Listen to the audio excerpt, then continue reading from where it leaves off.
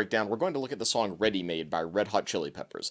If you're new here, be sure to hit the subscribe button and the notification bell while we get ready to dive into this song.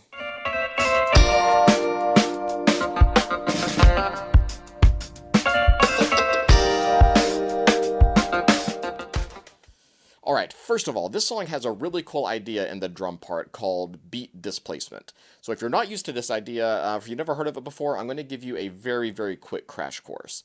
Basically, beat displacement is whenever you shift the beat to where it sounds like the downbeat is not where the downbeat actually is. For instance, take this basic rock beat.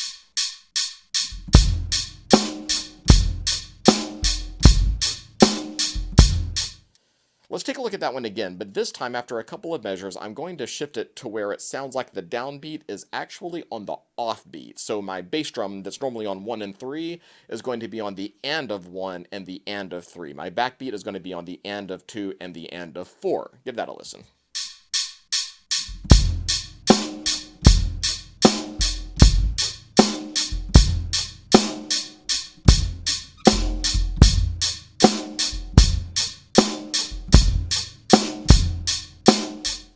This is one of those really cool ideas that's fun to practice on drums, but we almost never get to use it. If you want to see an example of this taken to the extreme level, check out the Vinnie Colaiuta song from his, I believe it was his first solo record. It's called I'm Tweaked and Attack of the 20-Pound Pizza.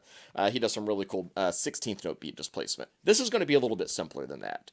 So the first thing we're going to do with this one is break it up into a couple of pieces. We're going to look, first and foremost, at the first half of the beat. Then we're going to look at the second half of the beat. So taking a look at the first half, we're also going to break it down to just the snare drum and bass drum part to begin with. It's a relatively simple rhythm. It's 1 and a 2, 3 and a 4, 1 and a 2, 3 and a 4. Let's take a look at that.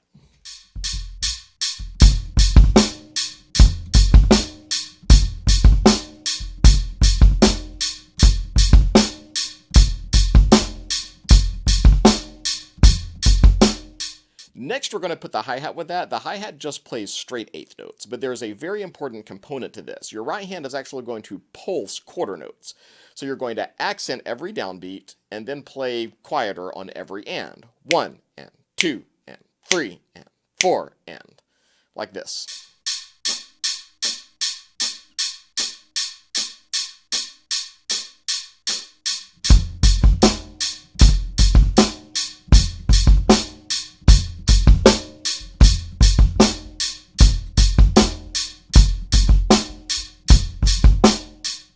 Now, looking at the second half is where it gets a little bit tricky because this is where we're going to use our beat displacement. We're going to shift the downbeat 1/8 note to the right.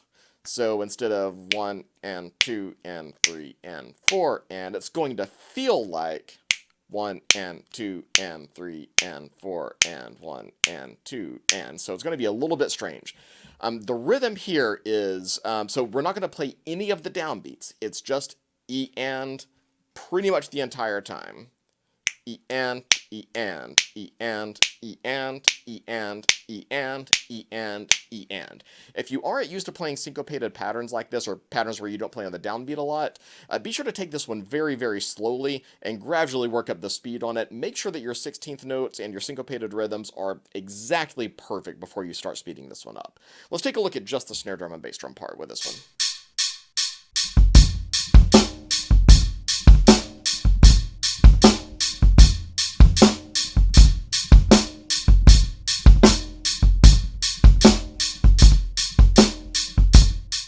Alright, next we're going to add the hi-hat part. We're still playing straight eighth notes, but now instead of pulsing, we're still going to pulse quarter notes, but instead of playing the accents on the downbeats, we're going to play the accents on the ands. And, 2, and, 3, and, 4, and, 4, and, 2, and, 3, and, 4, and, like this.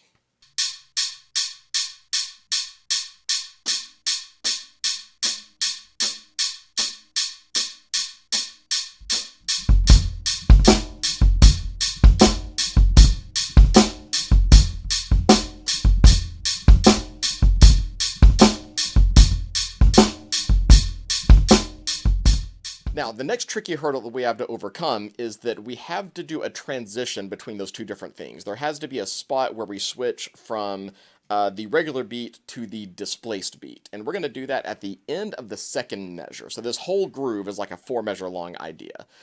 So let's take a look at just the hi-hat part so we can more easily tell when the switch occurs. So we're going to play accents on the downbeat, just like we were doing a moment ago, until we get to the end of the second measure. On the end of that second measure, we're going to play 1 and 2 and 3 and 4 and that's where the switch occurs. 1, 2, 3, and so right there on beat 4 is when we're actually going to switch the beat.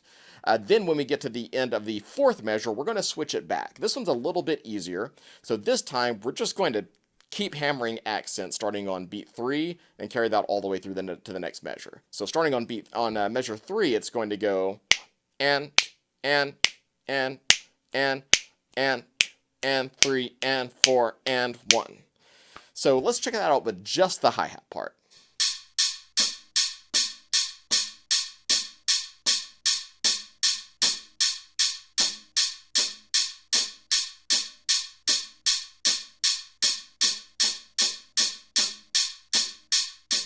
And there's also a little bit of a turnaround at the end, kind of a drum fill that happens in the snare drum and bass part. So let's go ahead and take a look at that before we put everything together.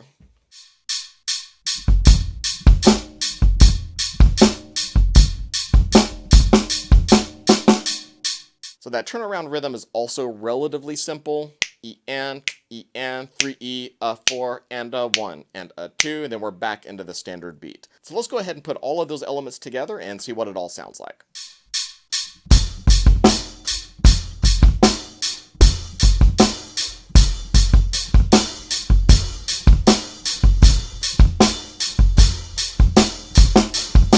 If you enjoyed this video, be sure to hit the like button and also consider sharing it with someone that you think might also enjoy it. And if you want to support me monetarily, you can do so through my Patreon page at patreon.com/blevinspercussion.